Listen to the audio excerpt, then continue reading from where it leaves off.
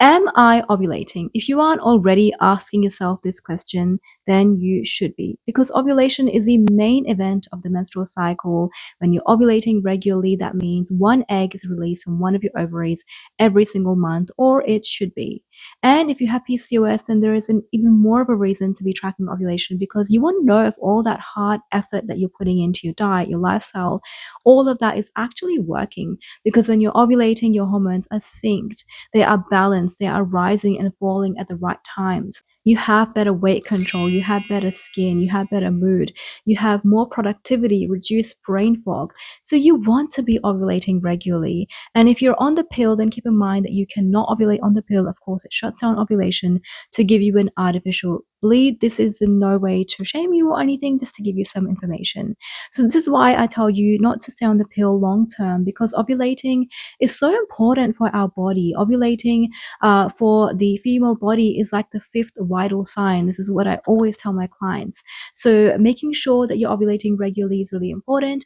And then once you put in that effort, you want to see whether your efforts are actually working. And for that, you want to track ovulation. And that is what this video is going to be all about.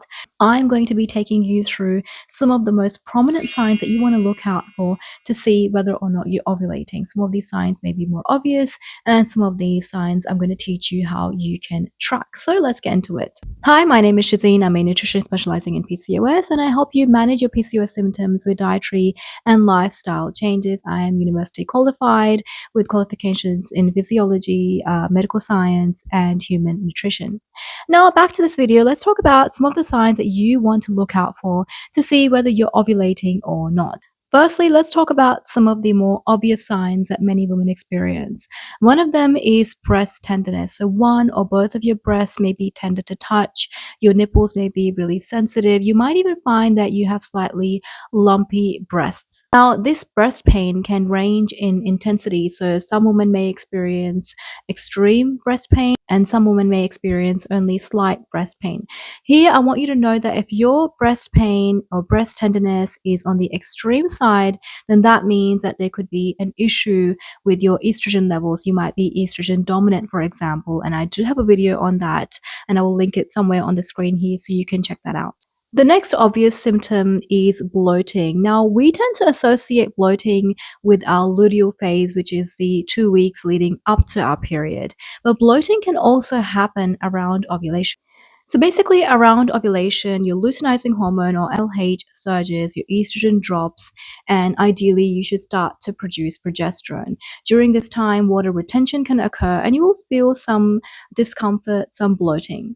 You might even experience some abdominal pain due to the release of prostaglandins, which are these pain signals for your body, and sometimes even diarrhea or loose stools. Again, if these symptoms are severe, then you might be estrogen dominant or you might have low progesterone levels, and this requires further investigation.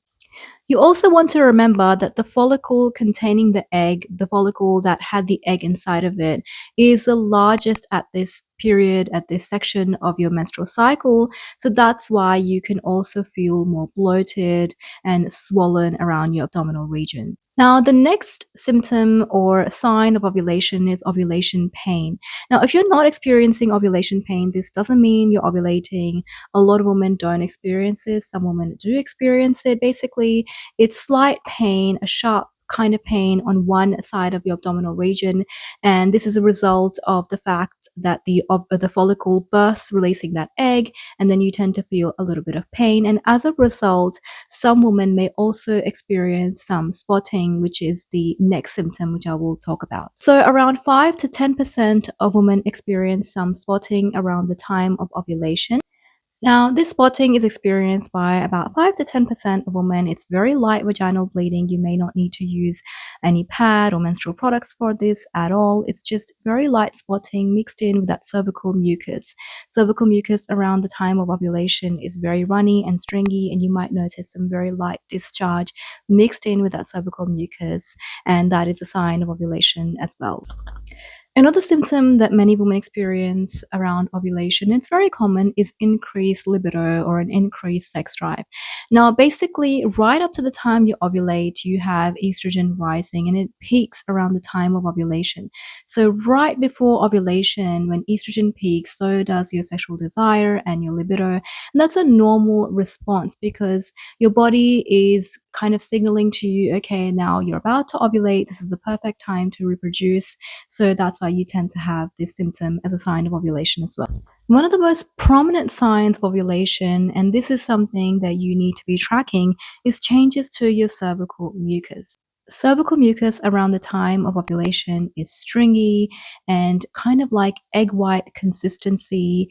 And that is because during that time, your body is kind of preparing for the egg which has just been released to be fertilized by the egg. Because remember, your body is preparing for reproduction and it needs that cervical mucus to be thin and slippery to allow these smooth channels for the sperm to flow through. Right before ovulation, you will find your mucus to be very thick, and also after ovulation, it starts to thicken up, and until the time that you start your period, you will find that it's completely drying up. Now, here I want you to take note of the fact that during PCOS, you might experience this egg white, slippery, stringy mucus multiple times during your menstrual cycle. Because remember, a lot of women with PCOS tend to have irregular cycles. So your body is trying to ovulate multiple times during that cycle. And each time it tries to ovulate, you will get this stringy mucus. So in PCOS, this is not the only thing that you want to be tracking to see whether you're ovulating or not. You also need to be tracking your basal body temperature at the same time.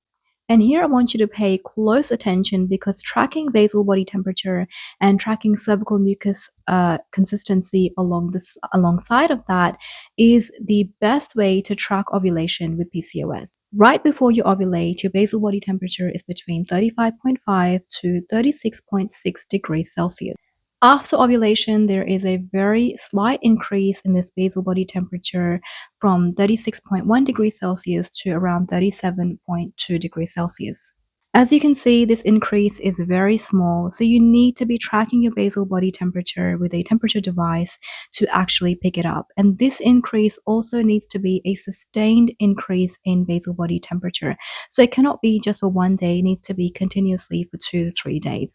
Now, if you become pregnant, this increase will remain for longer because you need that progesterone to sustain pregnancy, and the rise in basal body temperature is a direct result of that progesterone that's being produced by the follicle that was containing the egg. Progesterone is thermogenic, which means it heats up your body very slightly, and hence this increase in basal body temperature. I'm sure you're very intrigued now, and you also want to be tracking your cervical mucus and your basal body temperature at the same time. You need to follow these next steps accurately in order to really use this method to see that you're ovulating or not. And I also recommend checking out some online fertility awareness method educators, which actually teach this method in detail. You can work with them one-on-one, and they will help you to track your own basal body temperature as well. Now, to track your basal body temperature, you need a special basal body thermometer, and you use this to measure your temperature every day at the same time as soon as you wake up, before you even get out of bed, before you eat anything, before you speak to anyone. You measure your basal body temperature at the same time every day, and you record it into an app. You can easily find these BBT thermometers online. One of my favorite ones is from TempDrop.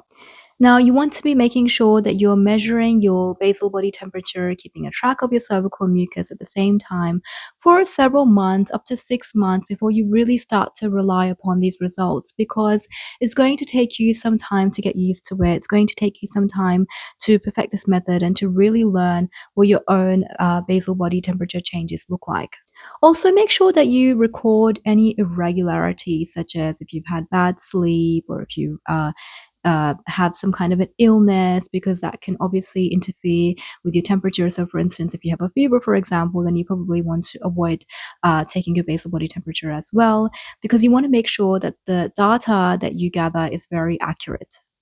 The very last symptom that you can use to track ovulation is your cervical position. The cervix is the lowest part of the uterus, which is connecting your vagina and your uterus. The cervix has some pretty important functions, such as keeping unwanted bacteria out of your uterine cavity. So around the time of ovulation, it opens up to allow any potential sperm to come through and fertilize the egg. That's why checking the cervical position can really help you to see whether you are ovulating or not.